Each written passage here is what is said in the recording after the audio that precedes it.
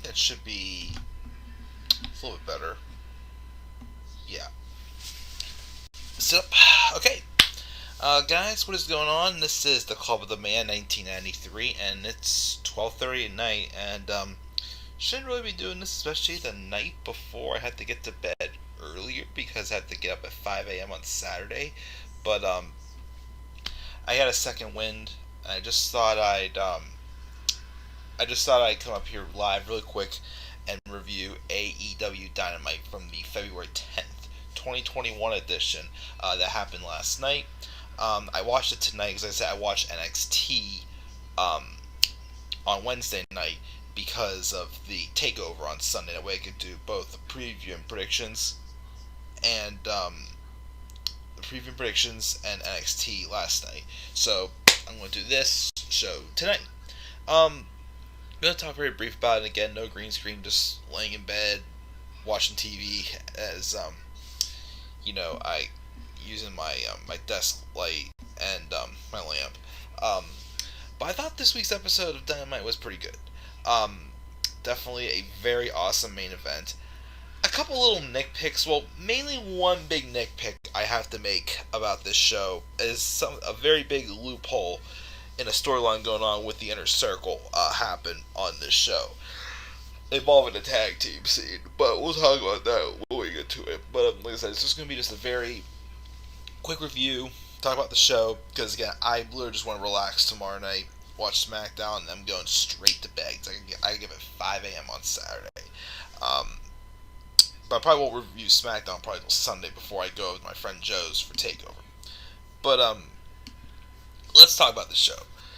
The show opened up with a TNT Championship match between Darby Allin and Joey Janela. Not a bad match to open up the show. Again, Joey Janela was 2-0 this year going to this match, even though the ranking system's really fallen off. Like it just feels like it's slowly not mattering anymore. I feel for title shots and whatnot. Even though the TNT title, I feel like is that exception because it's that workhorse title. But there was no doubt that Joey Janela was not going to win this match. Again, I like Joey Janela, but I just feel like the role he's played, he has like a different type of gimmick that he can put on great matches with guys with more of like a daredevil style like Darby Allin or like Jon Moxley when they have the match at Fyter Fest in 2019. Like he's good at putting people over in situations like that. I just don't see him right now being a standout star still for AEW, but someone who can still put on a really good match, really good gimmick match. But Darby has had a good match on the show. Darby retained as he should. Of course, that unfortunately was not the only thing we saw happen from Darby Allin on this show, which of course we will get into that very shortly. Jon Moxley actually cut a promo, hype up the main event, basically saying he's going to dump Kenta on his head tonight, as he is, of course, getting ready to have the match for the IWGP or IWPG United States Championship against Kenta over in Japan. But getting ready for the main event, of course, also, which we'll talk about in a little bit. The biggest story to come out of this show was what happened with Sammy Guevara. So, Sammy Guevara goes into the Inner Circle's dressing room and asks everybody but MJF to leave. And then Sammy Guevara then accuses MJF of trying to take over the Inner Circle. And at the same time, Sammy was telling the camera crew to stay to try to get some truth out of him. Even though MJF recorded this conversation with his phone, which was odd. But MJF accuses Sammy Guevara of hating Chris Jericho. And MJF tricks Sammy into saying this and records it on his phone, even though, once again, I'm just saying, that the cameraman was there and they acknowledged that the cameraman, so that was still a little bit odd. But Sammy got mad and he punched MJF in the stomach, and obviously that injured MJF and played effect into their little match later on they had with the Acclaimed. So we had that, which definitely fueled the fire to one of the biggest moments of the night, I feel. Cody Rhodes and Lee Johnson took on the team of Peter Avalon and Cesar Bononi, who, of course, was the former NXT Futures star, even though it just didn't work out for him in NXT, but now he's in AEW, I guess, as an enhancement talent. I don't know. But this is a match basically to highlight Lee Johnson. They get the win, and Lee Johnson has a promo afterwards where he says you put the work in, it pays off in the end. So basically, Lee Johnson's here to stay, basically, so we'll see what he has to offer. It looks like that,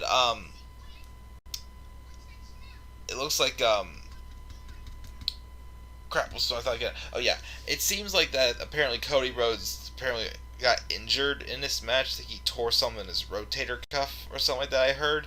So, hope it's not true, because that would suck. But then, as it gets there, we're going to, let's see what happens. But hopefully Cody's okay, but apparently he may have hurt his shoulder in this match. Here was the one nitpick I had about this show. We have this segment with the Young Bucks and the Good Brothers. They were talking about the they were talking about how the Battle Royale last week and how the Good Brothers costed the match. Even though, of course, there was kind of like plans to, hyping up, Young Bucks tag match for Revolution against Jericho and MJF, and then the Good Brothers and their match against Private Party, and who's the third team again at Impact's pay-per-views coming Saturday? I think it is. I can't remember. But anyways, for some reason, it led to the Young Bucks wanting to defend the tag titles next week. Okay, even though it was just a random handout opportunity, because once again, there's the ranking system, and I don't think they're even ranked, but they're giving a tag title match to Santana and Ortiz of the Inner Circle. My problem with this is, didn't they just have a match a couple weeks ago between the 6 members of the Inner Circle? Well, 6 at the time.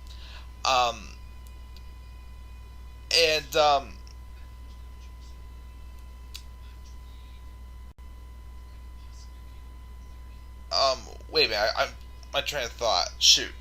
Oh, I'm sorry. Yeah, I'm sorry. I shouldn't have had the TV on while I did this. Here, let me pause this because I'm getting distracted super easy. Okay. Anyways, my thing is again, we just did a tag match recently with all 6 members of the Inner Circle. The winning team would be the tag team to represent the Inner Circle for a tag title match. So if the team that won that match is getting a title match, why is other members of the team getting an actual title match? That's a loophole in that. So we're getting the match. I mean, it sounds like a fun match, but like I said, one, why were they doing that match since they're technically not the tag team competing for the tag titles? And 2, my other problem is the ranking system. Like, did that just go completely out the window? Because I don't even know if Santana and Ortiz are even ranked. So, the biggest nitpick I had about this show was that. So, we have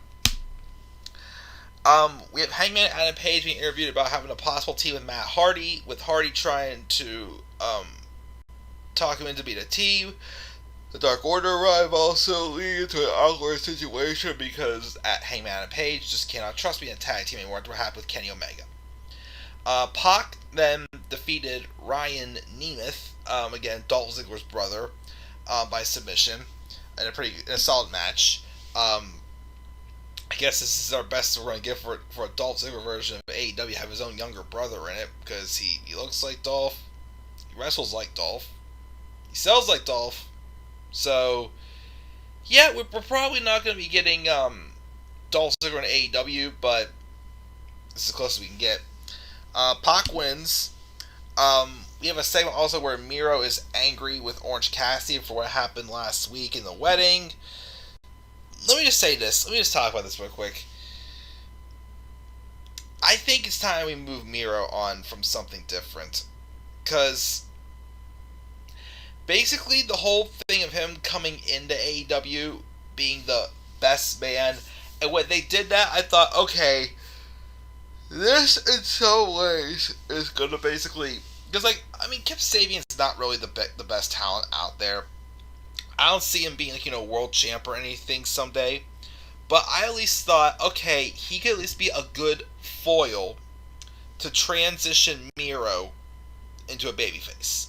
I mean, look at it. When the guy freaking debuted in AEW, he got a massive pop.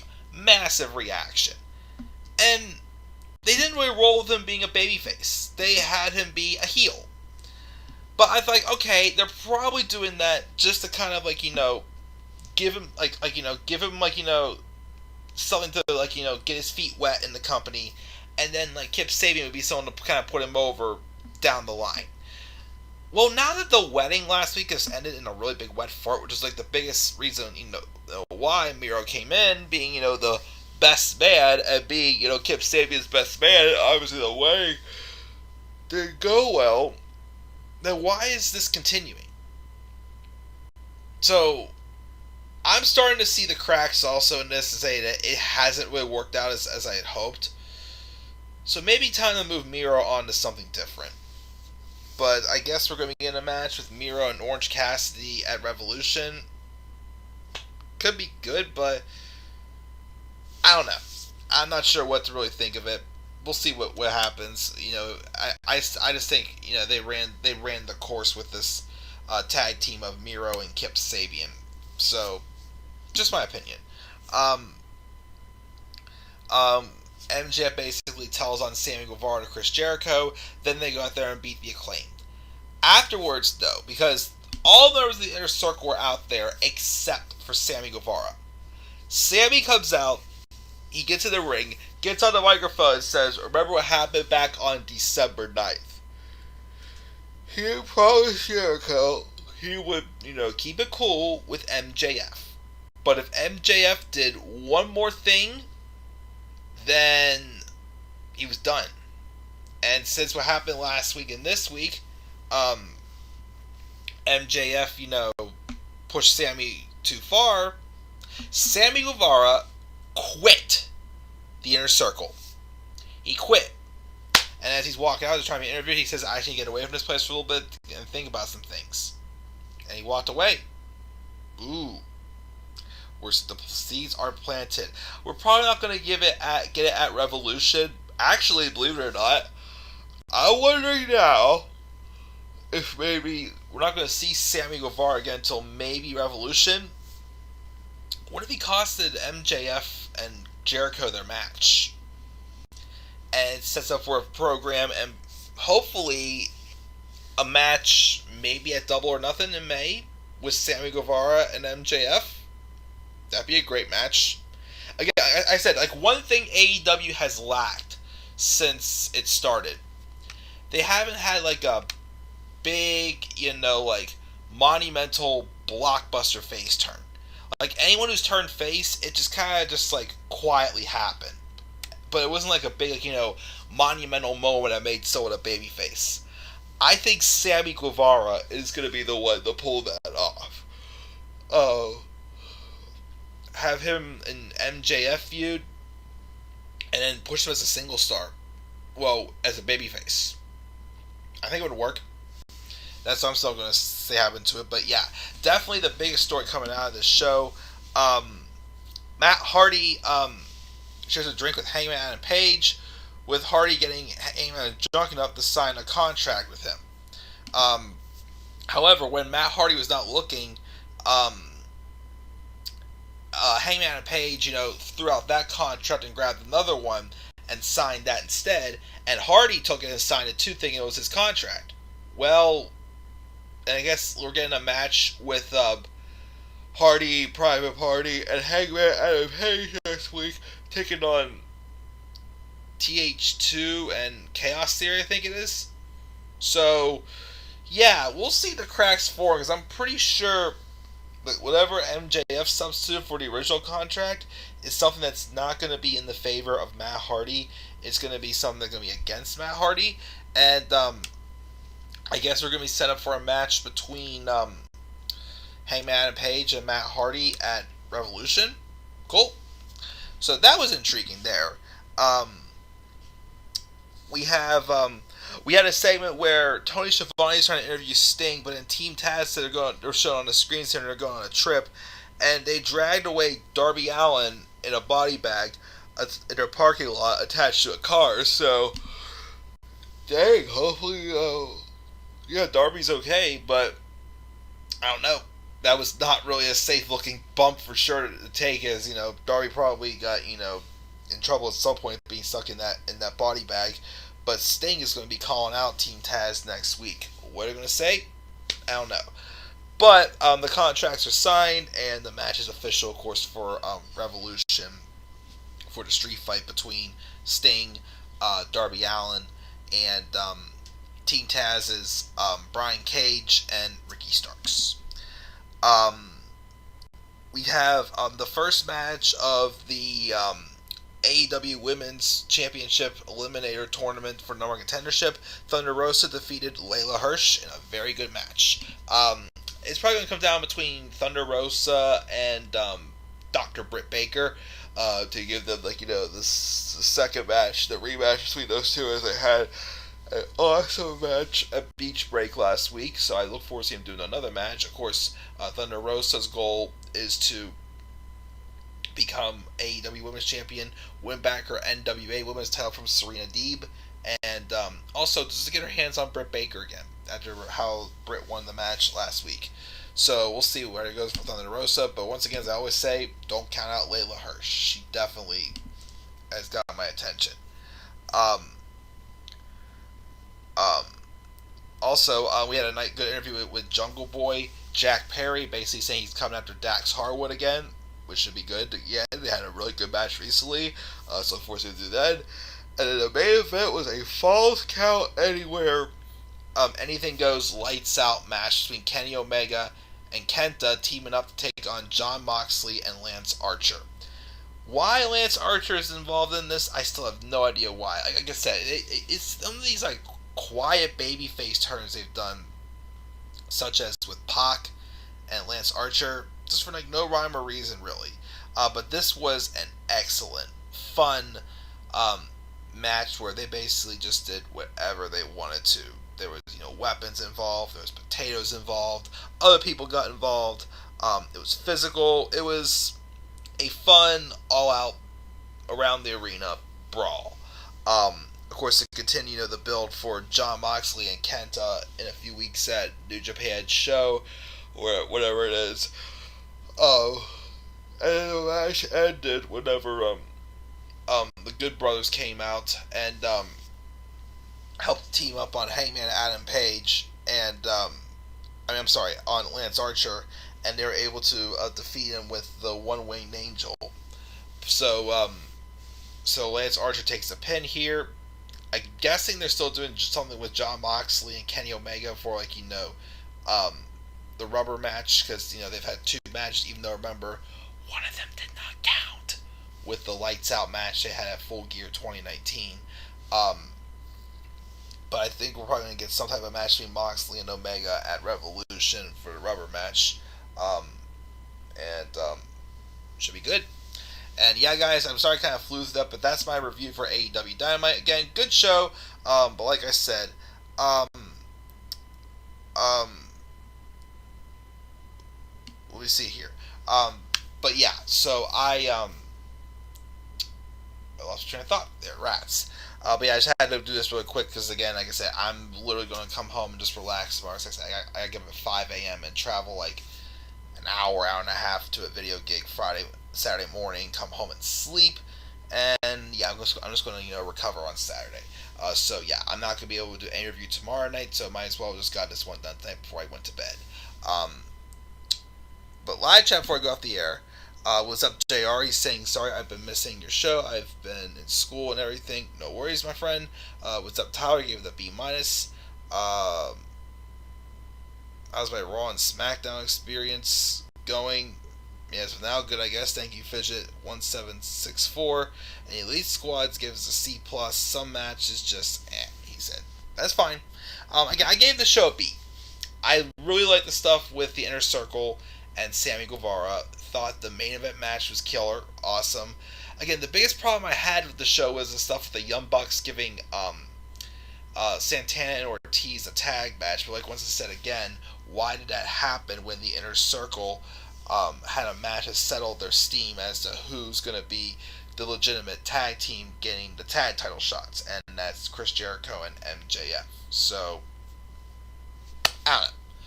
Who knows? But that's going to do it, guys. Again, I got to get off. I got to get ready to go to bed. I got to go to work in the morning. So, yeah. Thank you for joining me live here, guys. Once again, what are your thoughts on this show? Make sure to leave your thoughts down in the comment section below. And be sure as always to slap a like on the video and subscribe for more content on my channel and follow me on Twitter at Demand93. Until guys, I'm checking out. I'll most likely see you guys on Sunday for my SmackDown review and quite possibly also my NXT TakeOver Vengeance Day review.